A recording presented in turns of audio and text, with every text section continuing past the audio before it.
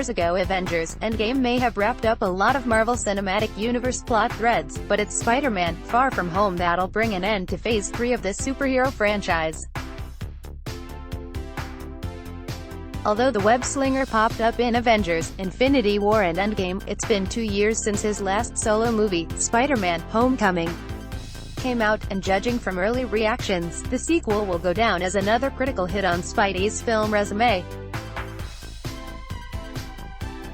Naturally, Spider-Man: Far From Home is introducing new characters, most notably Quentin Beck, aka Mysterio, who is being positioned as a good guy, for now, and claims to be from another Earth.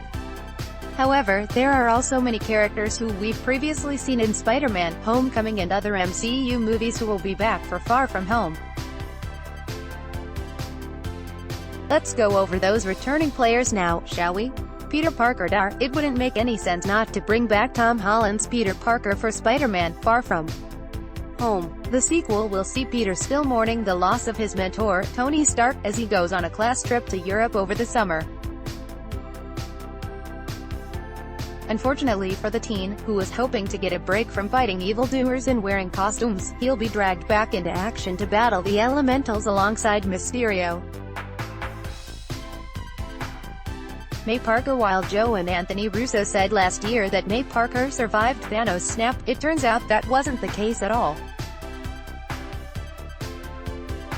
Fortunately, like her nephew, she's back among the living, and while she was initially angered to find out that Peter was Spider-Man at the end of Spider-Man: Homecoming, the previews for Spider-Man: Far From Home indicate she's good with it now.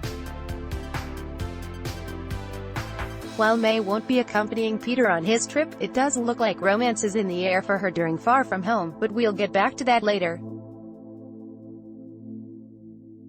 Nick Fury. Nick Fury is no longer affiliated with S.H.I.E.L.D., but he's still hard at work in the spy game. Following our look back at his 1995 self in Captain Marvel and his cameo in Avengers: Endgame, Spider-Man: Far From Home has Fury recruiting Spider-Man to team up with Mysterio against the Elementals. Unlike Tony Stark, who was largely supportive of Peter, Fury looks at Peter more as an asset who's too preoccupied with high school problems. Maria Hill. Every leader needs a second-in-command they can rely on, and for Nick Fury, that person is Maria Hill. She and Fury haven't missed a beat resuming their covert operations after being undecimated by the Hulk, but as we've seen before, those two can handle themselves out in the open should the need arise. That'll happen at least once in Spider-Man: Far From Home, as Maria Hill has been shown alongside Fury shooting at the Earth Elemental. Happy Hogan didn't think much of Peter Parker during the majority of Spider-Man: Homecoming, but he gained respect for the teen after he foiled Vulture's theft of the items and technology being transferred from Avengers Tower. With his longtime boss and friend Tony Stark gone, Happy has taken it upon himself to look after Peter, resulting in him getting caught up in the latest round of MCU craziness and interacting with Nick Fury, the latter of which he especially doesn't like to do. It also looks like romantic sparks are flying between him and May. Ned Leeds. In the MCU, Peter Parker's best friend is Ned Leeds, and while Peter initially kept his life as Spider-Man a secret from Ned, now he's involved in his buddy's crime-fighting life, serving as the guy in the chair when necessary.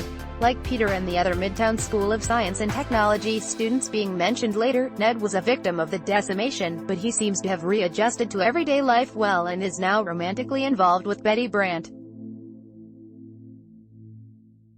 Michelle (MJ) Jones. Her initials might not stand for Mary Jane, but like that character, Michelle Jones is being set up to be Peter Parker's romantic interest in Spider-Man: Far From Home.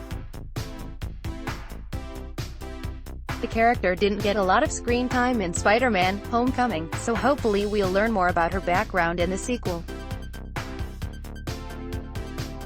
MJ will also figure out that Peter is Spider-Man during Far From Home, although it remains to be seen if he'll come up with a convincing enough excuse to prove her wrong or if he'll welcome her into this part of his life. Eugene Flash Thompson. The MCU's Flash Thompson isn't as physically imposing as he's traditionally depicted, but he still likes giving Peter Parker a hard time. Ironically, though, in the time since Spider-Man: Homecoming, like his comic book counterpart, Flash has gained a deep respect for Spider-Man, and he'll get to see his superhero idol in action while in Europe.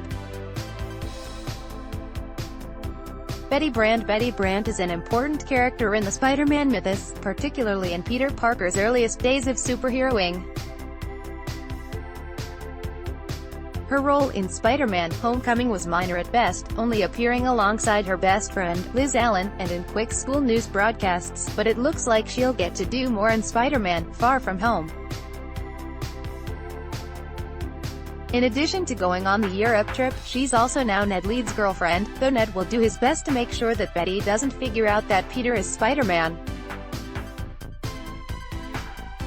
Roger Harrington. It can't be a school trip without chaperones, and one of the teachers who will be supervising the students is Roger Harrington. Yes, he is the same guy from The Incredible Hulk, one of Midtown High's science teachers and head of the school's academic decathlon team. It's up to Mr. Harrington to ensure the students stay safe, but when they're coming across monstrous creatures like the elementals, there's only so much a teacher can do. Mr. Delmar. Before Peter Parker heads off to Europe, we'll spend a little time with him back home in Spider-Man: Far From Home. One of the staples of Peter's corner of Queens is the bodega run by Mr. Delmar. While it's nice to reunite with someone who Peter interacts with frequently when not wearing the costume, we can reasonably assume that he won't be on screen for very long, but at least his store is in better shape after being partially destroyed in Spider-Man: Homecoming. Spider-Man: Far From Home swings into theaters on July 2nd, so stay tuned to Cinema Blend for more coverage on the sequel, and don't forget to learn what other MCU installments are on the way in our Marvel Movies Guide. Blended from around the web. Let's block ads. Why?